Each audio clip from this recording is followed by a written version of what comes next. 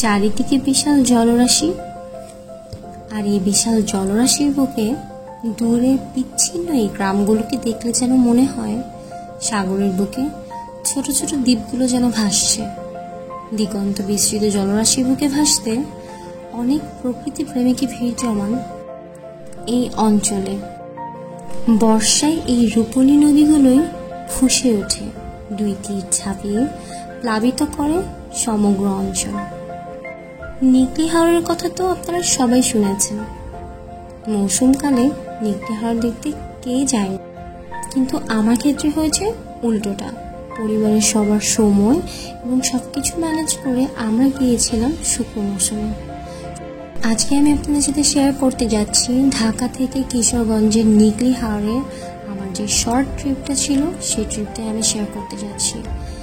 এবং যখন আমি ভিডিওগুলো ধারণ করছিলাম আমি একেবারেই অ্যাওয়্যার ছিলাম না যে ভিডিওটা আমি আপলোড করব আমার ইউটিউব চ্যানেলে।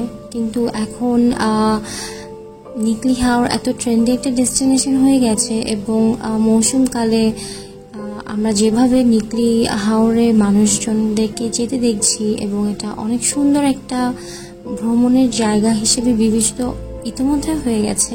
তো আমার কাছে মনে হলো তাহলে আমার যে শুকনো মৌসুমে যে হাওরের সৌন্দর্যটাকে আমি খুবই ছোট আকারে ধারণ করেছি আমার মুঠো ফোনে, আর চাইলেই আমি এটা শেয়ার করতে পারি। সেই ছোট্ট প্রচেষ্টা থেকে আমার এই ভিডিওটি বানানো। আমি আশা করছি আপনারা যারা শুকনো মৌসুমে হাওরের জীবনটি দেখেননি তাদের কাছে আমার এই ভিডিওটি ভালো লাগবে। সত্যি বলতে খুব বেশি এক্সপেকটেশন নিয়ে আমি যাইনি, কারণ আমি আগে থেকে জানতাম সেই অথই জলের পানি থাকবে না, অথবা নৌকা দিয়ে ঘোরা হবে না। বাট আমার কাছে কেন যেন খুব টান ছিল যে হাওর অঞ্চলের মানুষের জীবনযাপন দেখার জন্য।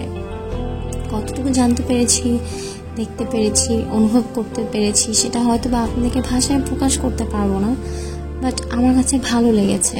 তাদের জীবনযাপন, সেই সব এলাকার মানুষের চিন্তা চেতনা এবং জীবনবোধ হয়তো বা আমাদের মতো এত বেশি বড় নয়, বাট তারা ভালো আছেন তাদের মতো করে। হাওর মূলত সাগর শব্দের অপভ্রংশ।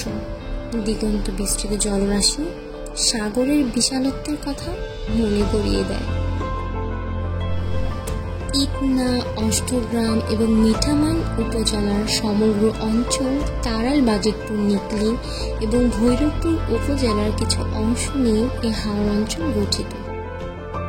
কেবল ভূপ্রকৃতিগত বৈচিত্র্যের জন্য নয়, অর্থনৈতিক, সামাজিক, সাংস্কৃতিক এবং প্রাকৃতিক সৌন্দর্যের জন্য এই হাওরের ভূমিকা উল্লেখযোগ্য।